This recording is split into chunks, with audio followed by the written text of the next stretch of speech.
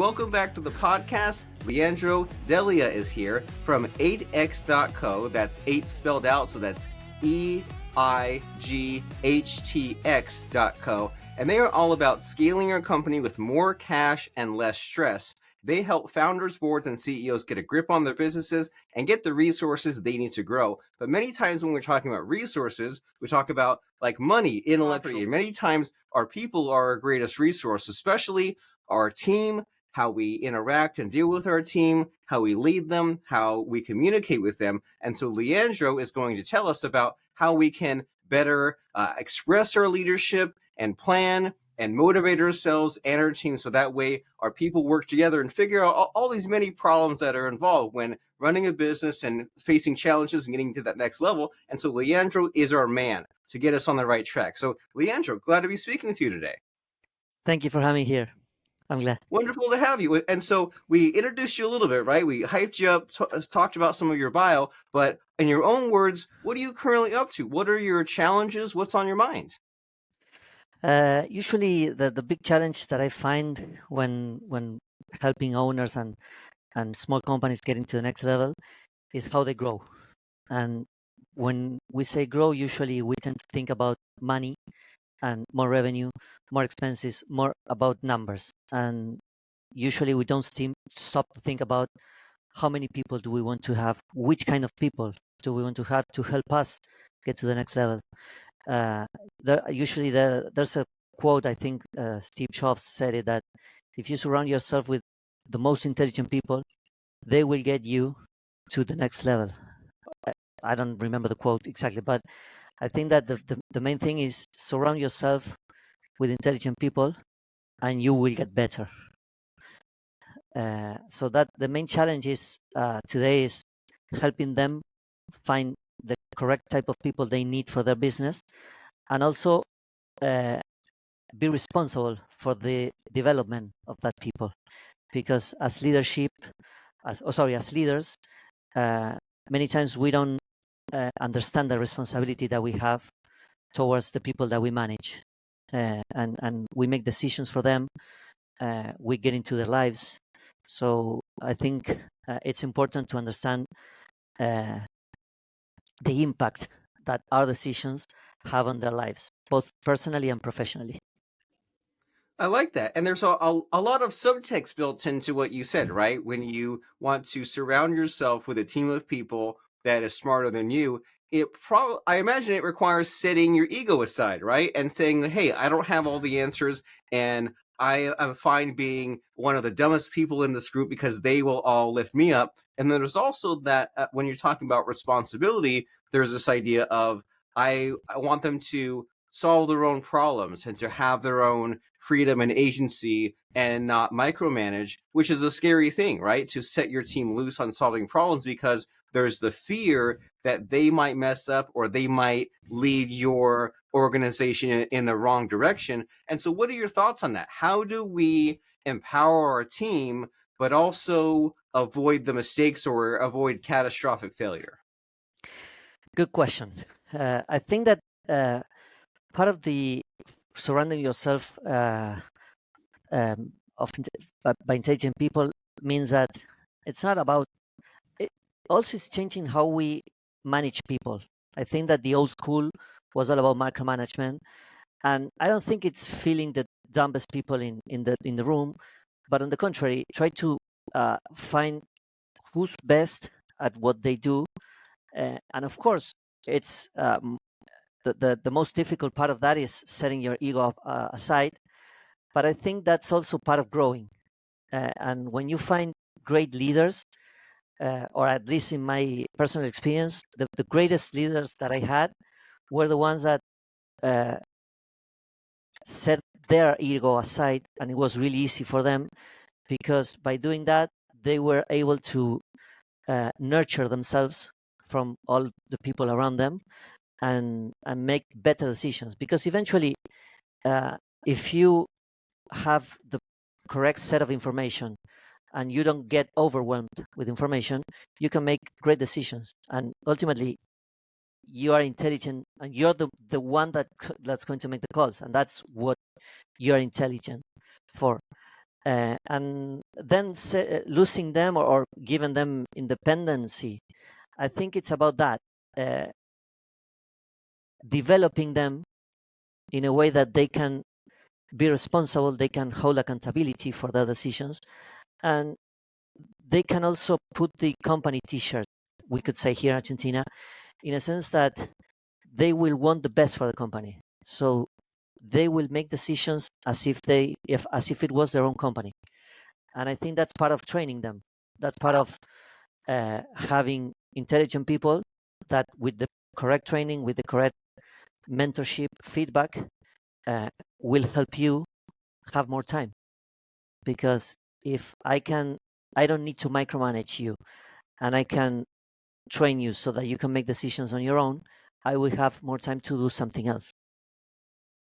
I like that a lot. And this, so you're saying that by kind of assigning more of the thinking and the responsibility and the work to others, it frees up your own mental space, and that it perhaps requires some introspection on your own part, right? And some self-awareness, so that way you can think in this different way. And you also mentioned these kind of key words here, such as, well, you still have to train them, and they still need to be mentored, and there still needs to be feedback. It's not like you're just having total anarchy, but you're perhaps not being so much in control. And I had a friend not that long ago give me this analogy that in America, only a few years ago did we start implementing roundabouts, traffic circles, right? And up until Mm. maybe 15 years ago, it was all intersections, it was all traffic lights. And then they started having these, the where you kind of go in the circle and then you can go straight or go to the side. Yeah, And we have that's that.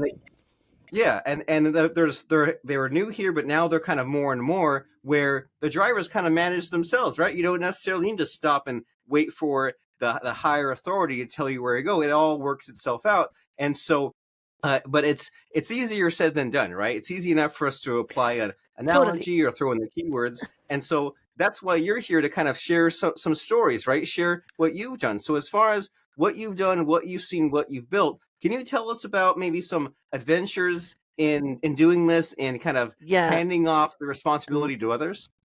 my personal experience is, I was building a team back when I was creating an FP&A department, and the most difficult thing, or the greatest thing that I learned there first, is how to say no to something or to someone. And secondly is knowing that when I delegate something, uh, the other person, it's not going to do it the same way I do it.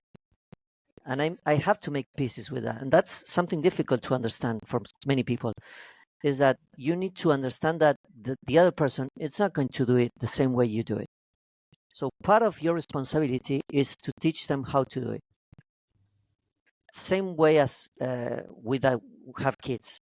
You train them, you teach them how life is, how difficult the challenge is, and eventually you set them free to make their own decisions. And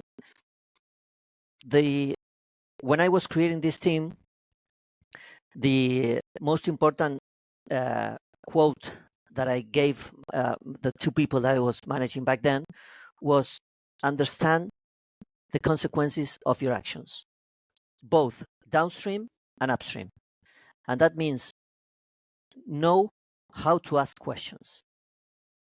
If I'm receiving a report or something and I need to read that report and tell it to someone else, I need to know who's giving me that report. That person needs to understand what I'm going to do with that report, how I'm going to read that report, so that understanding the upstream, I can tell that person why, how, and that person, because that's the one doing the task, can give me more value by understanding what am I going to do with that. And on the opposite, downstream, if I can ask whoever I'm giving that report, what are you going to do with this? How are you going to use it? Who's your audience?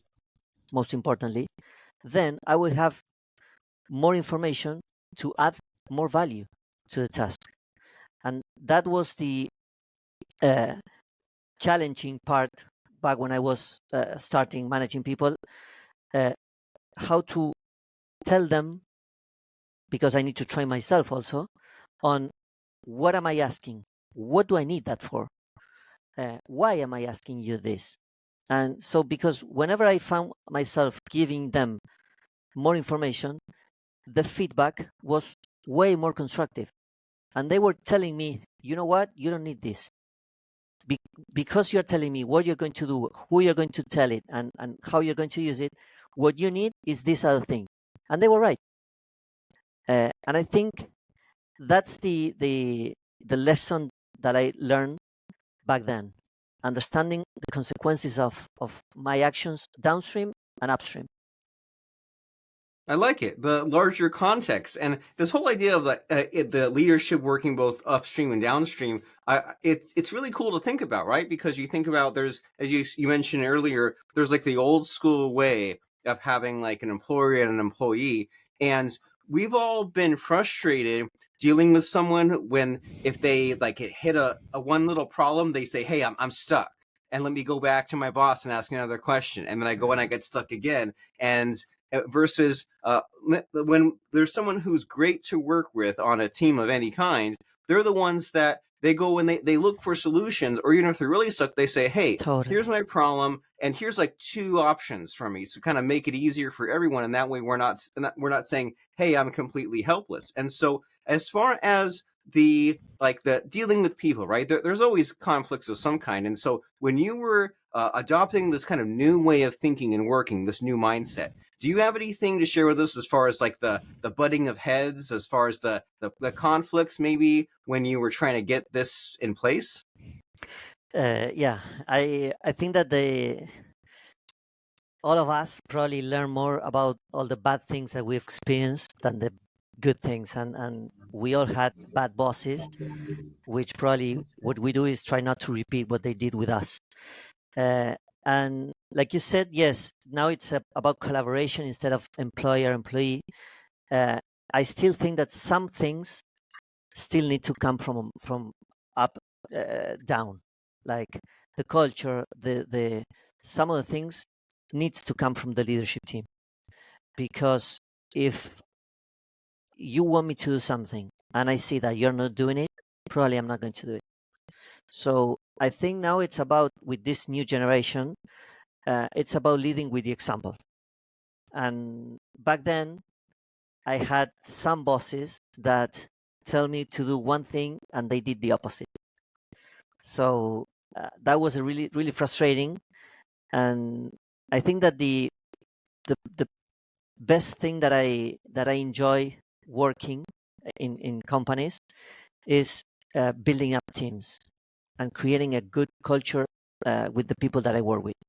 Whenever I didn't have that, I resigned. When I think about in the past, uh, every time I started in a new job, I was all about the culture inside my team and creating a good environment. Uh, when that didn't happen anymore, I was out immediately. My mind was out of that place. And yes, I had some jobs where my boss wasn't creating the best culture.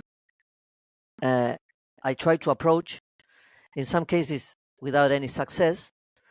And eventually, what I find is that, like many, like we can find in some books, is that you don't resign jobs. You resign people.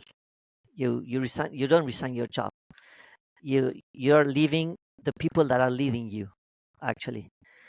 And I think that when we understand that, and probably I find that's the most difficult part of HR nowadays, is how we motivate people and how we keep them motivated. Because now we know it's not all about the money. Uh, yeah, in the short term, if I give you X money, you will be happy. But eventually, if you're not enjoying what you're doing, you're going to leave me or leave the company. And that's one of the things I find doing in the past.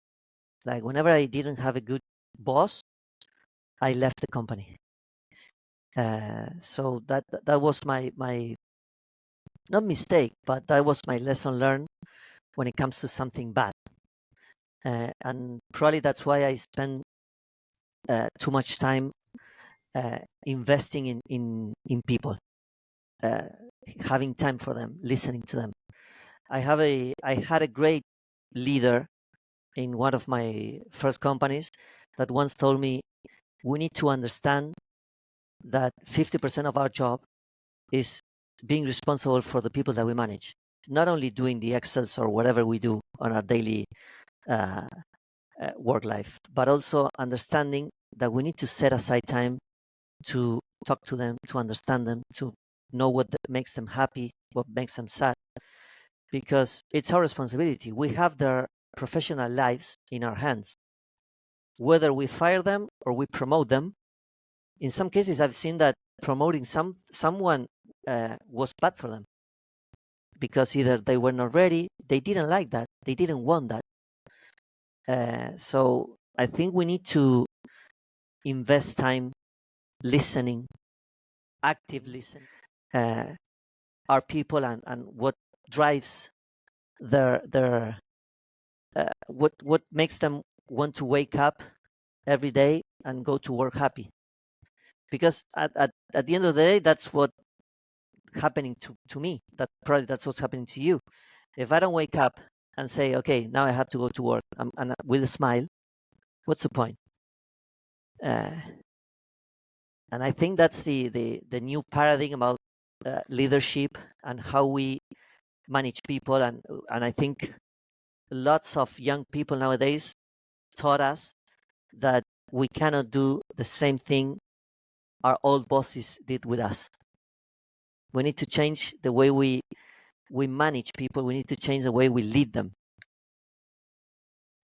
100%, and I completely agree. And that this idea that like 50% of your thought process needs to be on your team, I think that's huge, right? And that's surprising. I can only imagine how many people think maybe it should only be like 15% or 5%. You're saying like way more communicating needs to be done with your people to find out, as you said, what makes them happy, what makes them sad. And then on the flip side of that, as far as like you working in a team, it seems like you described like three modes, right? There's the mode of like it's great and this is a fun place to work and I'm excited to go there and work on some stuff. And then there's the other extreme of like this job isn't worth it. Money works short term, but it's not sustainable. I'll quit eventually. And then there might be the middle ground where someone says, it's not a great place to work, but it's not bad. Well, then it seems like there's a decision to be made, right? As far as like, well, will the culture improve? Will my boss start listening, or will it just be more of the same? And then does that mean it's time to move on? And what's also great is you set up this kind of parallel here between your leadership at the workplace and also your leadership as far as parenting, right? Because there's a lot of what you're saying here is like, well, I think about the horrible bosses that I had. I don't want to pass that on. But then you think about like some of the bad things my parents did. I don't want it's not all bad, but like, our parents all have done things and we say, if I'm losing my patience or trying to communicate with my kid, I'm like, I'm not going to do what they did because maybe they just were having a bad day, but they did this one thing and decades later I still think about it and I don't want to do the same thing to them. Also realizing that I'm not perfect. We still make mistakes, and the best we can do is kind of be more thoughtful and have a better strategy going forward. And so this is a great Totally. conversation. We're having a lot of interesting, fun things to think about as far as like the big picture and the concepts, but also we can all kind of act differently from now on, right? Communicate better and have our own kind of agency, both upstream and downstream, and think about why is this task important and how am I going to do it, because there might be a better way of accomplishing it, or some things might not be necessary. And I want to make sure that we cover the bases and talk about what excites you. So in our conversation here about leadership and planning and HR, etc., is there a missing hidden question in our conversation? Is there something that you wish I would ask you that I just don't know to ask you? No, I think you covered basically all of the things that uh, I wanted to discuss, and I think it was good to put out there. I think also that what you said about parenting, becoming a father, changed a lot the way I see life. Uh, and I think, like you said, yes, we try to avoid making mistakes that we did in the past. But I think that the probably the thing that that I didn't say. I don't know if there's a question to that, but I think that what I found is that most of the problems that I had in the past and I will have in the future, 95% of the time were about bad communication. Whether it was a miscommunication, whether it was an interpretation, I didn't understand what you wanted to say, or I understand it in a different way. And I think maybe spend an extra 5 minutes confirming that the other person really got the message that you wanted them to get. And also, when it comes to people, try to avoid making assumptions, because no one knows the story behind the person. No one knows what they're dealing with. And I think there's no need to make assumptions when we can actually ask. We have a person on the other side of the table. That person can talk, usually, and it's easy. It's more easy than what we think to ask them. Then it's up to them to make the decision about telling the truth or speaking up what they really feel or what they really think. But don't assume that they are going to lie to you or that they are going to tell you a different story. Ask them, talk to them. Every time that I failed or that I did something wrong, in both my life and my professional life, it was all about not having an extra 5 minutes of Q&As. That's very helpful. That's very useful. That communicate slightly more, and prevention is better than a cure. It's like when you keep your car in tip-top shape, you change the spark Plan. plugs, you fill the tires, you take it for granted because you're just performing these little maintenance tasks and it's working. But it's like, hey, if you neglect that car and it breaks down, then you have to do a lot more work to get it to back in tip-top shape. And you're reminding me that like a few years ago, I had a friend who I saw him communicate with his employees, and he would like say something, and he would say, "Hey, can you just repeat back what I told you to do as That's a you technique. understood it?" Yeah, and it's so simple, but so few people do it. And I found myself, I do that quite a bit now, just intuitively. And it took some practice, but when someone tells you something, it's easy to like, well, do I say nothing? Do I say okay? Do I try to make like a funny joke? It's like, hey, just like repeat back a condensed version of what you heard just to make sure. And it's just that, like you said, that little 5% extra effort just to make sure everyone's on the same page. That way, hopefully there's no lying or misunderstanding or assuming, because why would we assume? We can't read minds. We can't see the future. Why not just communicate? What a concept. Keep it simple. And And so also, how does we're going to make a decision on someone that we have in front of us. So if we have many variables that we don't know about that person, instead of assuming that that person is going to do X or Y, ask them. And that's why probably, sorry that I interrupt you, but that's okay. usually what I say is, if your model have 50% chances of going right or going wrong, don't celebrate when it goes when you're succeeding, because it was 50% chances that it goes wrong. But and on the contrary, when it goes wrong, don't be sad because it went wrong, because 50% of your model was based on assumptions when probably you could have found the answers to those assumptions. So whenever something's going great, and that's the structure of that is mostly assumptions, don't celebrate. Think about why it's going great, and try to, probably in a company you would say, try to write SOPs or try to do this or that. But I think it's like you said, spend that extra 5% uh, putting a name to the assumptions that you're making, and actually having the answer. Then if the answer is right or wrong, or if they lie to you, you could say, it wasn't an assumption, I asked you. Very logical. You're focusing on what you can control, right? If someone like lies or doesn't do it correctly, like that's out of your control. But what you can do is do your best and set yourself up for success and learn from your mistakes and verify and communicate and set up those SOPs and all those things that we hear about. But we do need the reminders because it's a lot to remember. And sometimes we get a little bit too comfortable and we let some of these habits fall by the wayside. And so I really Totally. appreciate you being here to help us understand and learn and relearn. And so, how does this relate to you and your company? I know that you have this very excellent fractional CFO service to run your business with more cash and less stress. But what are some next steps here? If someone says, man, Leandro has a lot of good things to say, and I want to find out more about his company and keep in contact, what are some next steps? What's the call to action?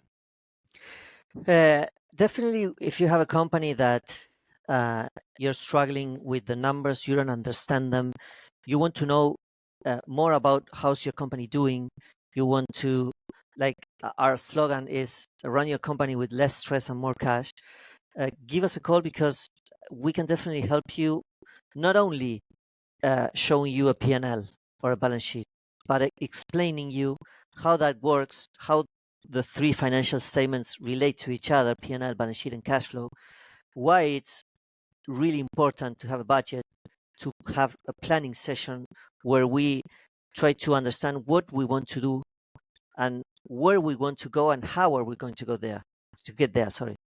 And that's how we specialize, translating your vision into action points. Like, I want to have a Ferrari. Okay, how are we going to get you buy a Ferrari? We need money. We need this. Do we have the correct set of pieces to get you to get the money to buy the Ferrari?